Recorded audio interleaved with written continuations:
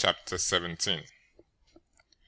After 6 days, Jesus took with him Peter, James, and John his brother, and brought them up into a high mountain by themselves.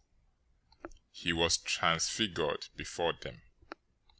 His face shone like the sun, and his garments became as white as the light. Behold, Moses and Elijah appeared to them, talking with him.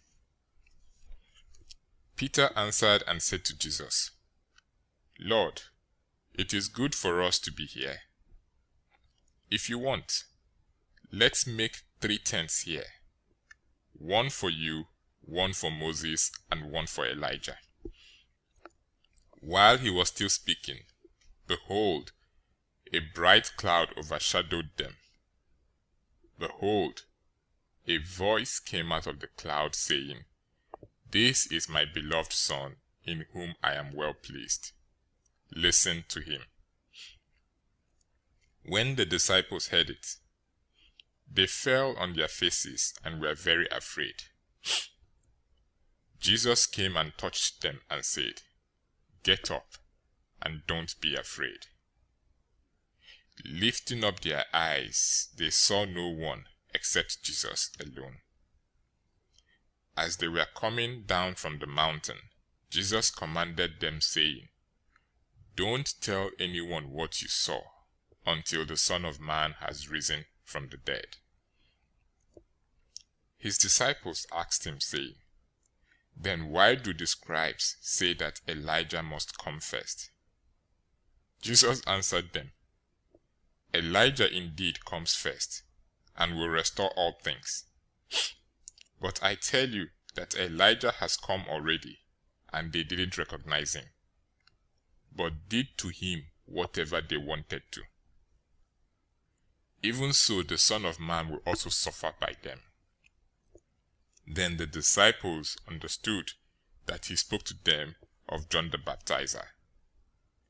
When they came to the multitude, a man came to him, kneeling down to him, saying, "Lord, have mercy on my son, for he is epileptic and suffers grievously. For he often falls into the fire and often into the water. So I brought him to your disciples, and they could not cure him." Jesus answered, "Faithless and perverse generation, how long will I be with you? How long will I bear with you? Bring him here to me." Jesus rebuked him. The demon went out of him, and the boy was cured from that hour. Then the disciples came to Jesus privately and said, "Why weren't we able to cast it out?" He said to them, "Because of your unbelief.